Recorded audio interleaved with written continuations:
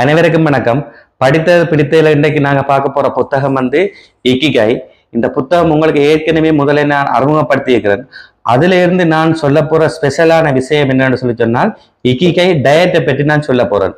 இக்கிகை diet ஏன் முக்கியம் என்று சொல்லி சொன்னால் ஒகினவா என்ற மாநிலத்துல வாழ்றாக்கள்லாம் உலகத்திலே 100 வயசுக்கு கூடினாக்கள் வாழ்ற மாகாணம் அந்த மாகாணம் தான். அந்த மாகாணத்துல வாழ்ந்த மக்கள் என்னென்ன சாப்பாடு எவ்வளவு சாப்பிட்டுச்சு நம்ம அறிஞ்சு கொண்டா நாங்களும் அதை சாப்பிட்டா நோய்கள் நொடி இல்லாமல் நீண்ட காலத்துக்கு வாழக்கூடிய மாதிரி இருக்கு.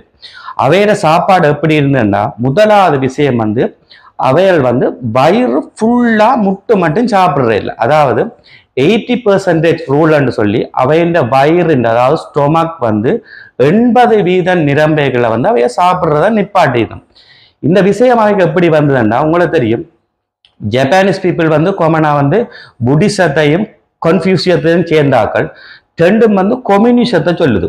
கொம்யூனிசம் உங்களுக்கு தெரியும், வயிறு நிறைஞ்சா பிறகு சாப்பிட்ற சாப்பாடு மற்றவருக்கு உரியது என்றது தான் அது சொல்றபடியா அவையில் அதை ஃபாலோ பண்ணிச்சுனா.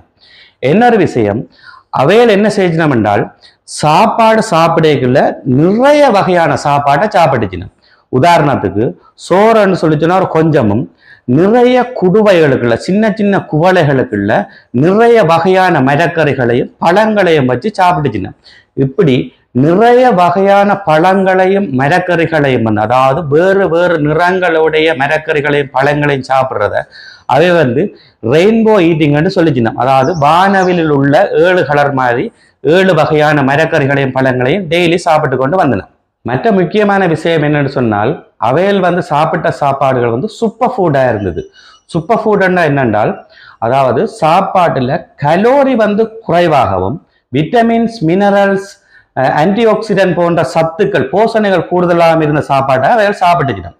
அவையில கலோரி எடுத்துக்கொண்டா ஒரு நாளைக்கு 1800 கிலோ கலோரி வரை தான் அவையில் எடுத்துக்கணும்.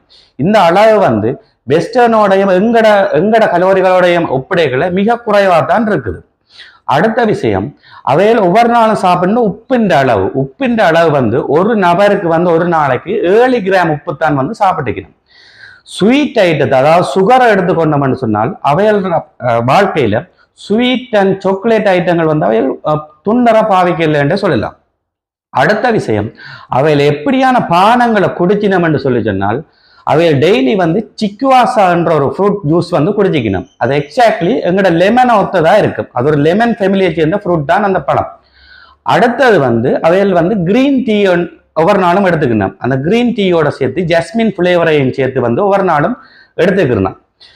இதுதான் அவையில பொதுவான உணவு பழக்கமும் அவையில பானங்களுமா இருந்திருக்கு. அதோட அவையல் சாப்பிட்ட சூப்பர் ஃபுட்ல நாங்க எங்களுக்கு கிடைக்கக்கூடிய சாப்பாடு கொஞ்சம் சொல்றோம். உதாரணத்துக்கு டொஃபு என்று சொல்லி ஒரு பன்னீர் சாப்பிட்டுக்கணும். பன்னீர் இலகுவா தயாரிக்கக்கூடியது, எங்களுக்கும் அது கிடைக்கும். அவையல் சாப்பிட்ட பன்னீரோட சோயா சோஸும் சேர்ந்ததா ஒரு வகையா தயாரித்து சாப்பிட்டுக்கணும். அதை விட சூர மீன் சாப்பிட்டுக்கணும், கேரட் சாப்பிட்டுக்கணும், வத்தாள கிழங்கு சாப்பிட்டுக்கணும், கூடுதலா வெங்காயம் சேர்த்துக்கணும், மிளகா தங்கட பாவையில சேர்த்துக்கணும், சோயா மீட் சாப்பிட்டுக்கணும். இப்படியான சாப்பாடு பொதுவா எங்களுக்கும் கிடைக்கக்கூடியதா இருக்கும்.